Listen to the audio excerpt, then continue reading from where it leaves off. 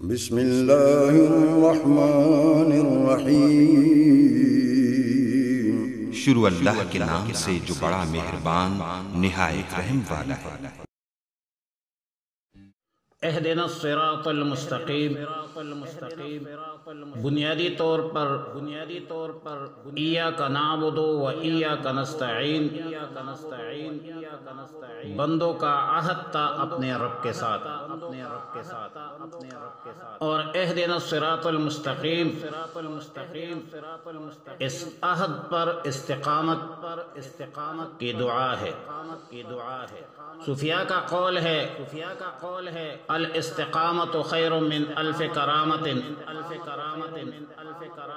اور آپ حضرات نے شرح تہذیب میں پڑھا ہے کہ عند المعتزلہ ہدایت کی اصطلاحی تعریف ایصال الی المطلوب، اور عند الاشاعرہ اراءۃ الطریق ہے۔ ایصال الی المطلوب اور اراءۃ الطریق میں فرق یہ ہے کہ معنی اولا یا تعریف اولا یعنی ایصال الی المطلوب کا معنی یہ ہے کہ منزل مقصود تک کسی کو پہنچانا، اور اراءۃ الطریق کا مطلب ہے راستہ دکھانا۔ اب پہنچانے اور دکھانے میں فرق ہے۔ مثلا اٹک شہر میں کسی نے آپ سے پوچھا کہ رحمت کائنات مدرسہ کہاں ہے، اور آپ نے ہاتھ سے پکڑ کر یا موٹر سائیکل پر بٹھا کر یا گاڑی میں بٹھا کر رحمت کائنات مدرسہ پہنچایا، تو یہ ایصال الی المطلوب ہوگا۔ اور اگر آپ نے علامات کی بنیاد پر بتایا کہ ماڑی موڑ سے ماڑی لنک کی طرف، ماڑی گاؤں کی طرف جا کر روڈ پر بورڈ لگا ہے، وہاں پر رحمت کائنات مدرسہ ہے، تو یہ اراءۃ الطریق ہوگا۔ شرح تہذیب کے شارح عبداللہ یزدی دونوں تعریفوں پر اعتراض و نقض وارد کرتے ہیں، اور کہتے ہیں کہ والأول منقوض بقوله تعالی وَأَمَّا ثَمُودٌ فَهَدَيْنَاهُمْ فَاسْتَحَبُّوا الْأَعْمَى۔ وجہ یہ ہے کہ بعد اصول الحق ضلالت متصور نہیں ہے۔ یہ کیسے ممکن ہے کہ ایک بندے نے ہدایت پایا اور فاستحب الاعمى بعد میں وہ گمراہ ہو گئی؟ لہذا تعریف اولا جو معتزلہ نے کی ہے وہ بھی ٹھیک نہیں ہے، اور دوسری تعریف پر بھی اعتراض کرتے ہیں، نقض وارد کرتے ہیں کہ انک لا تہدی من احببت، کیونکہ رسول اللہ مبارک صلی اللہ علیہ وسلم کا فرض منصبیہ اور وظیفہ ہی تو اراءۃ الطریق ہے، لوگوں کو سیدھا راستہ دکھلانا یہ رسول اللہ مبارک صلی اللہ علیہ وسلم کی فرض منصبی اور ذمہ داری میں شامل ہے۔ پھر تعریفات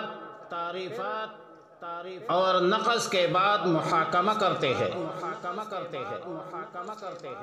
دونوں تعریفوں کے درمیان محاکمہ اس بنیاد پر کرتے ہیں کہ تہذیب کے ماتن علامہ سعد الدین التفتازانی کے حاشیہ کشاف کا حوالہ دیتے ہیں، اور یہ ذہن میں رکھے کہ تفسیر کشاف کا پورا نام الکشاف عن حقائق التنزیل و عیون الاقاویل فی وجوہ التاویل ہے۔ یہ تالیف ہے ابی القاسم جار اللہ محمد ابن عمر الزمخشری الخوارزمی کی، جس کی ولادت جس کی ولادت 468 اور وفات 538 میں ہوئی ہجری۔ تفسیر کشاف کے بہت سارے حواشی ہے۔ ایک حاشیہ لکھا ہے سید الشریف الجرجانی نے، اور بہترین حاشیہ جو ہے الانصاف فیما تضمنہ الکشاف من الاعتزال، یہ امام ناصر الدین احمد بن محمد الاسکندری المالکی نے لکھی ہے۔ سونے پر لکھنے کا قابل تفسیر ہے، لیکن جب اعتزال اختیار کرتا ہے تو وہاں پر امام ناصر الدین الانصاف فیما تضمنہ الکشاف من الاعتزال میں مواخذہ کرتے ہیں۔ وعلی کل حال شرح تعظیم عبداللہ یزدی جو محاکمہ بحوالے حاشیہ کشاف ذکر کرتے ہیں وہ یہ ہے کہ ہدایت کے بھی متعدی بنفس ہی ہوتی ہے، مثلا اہدنا الصراط المستقیم، اور کبھی متعدی بإلا، مثلا واللہ یہدی من یشاء الی صراط مستقیم، اور کبھی متعدی باللام ہوتی ہے، مثلا ان ھذا القرآن یہدی للتی ہی اقوم۔ اور محاکمہ یہ ہے کہ اگر متعدی بنفس ہی ہو تو ایصال الی المطلوب مراد ہو، اور اگر متعدی بإلا یا باللام ہو تو اراءۃ الطریق مراد ہوگی۔ لیکن ہم اس محاکمہ سے مطمئن نہیں، اور خود یہ محاکمہ منقول ہے اللہ کے اس قول پر کہ انا ہدیناہ السبیل اما شاکرا و اما کفورا۔ یہ متعدی بنفس یہ ہے، شاکرن درست ہے لیکن کفورا درست نہیں ہے۔ لہذا ہم کہتے ہیں کہ ان کے مابین ایصال الی المطلوب اور اراءۃ الطریق دونوں تعریفوں کے مابین حقیقت و مجاز کا نسبت ہے۔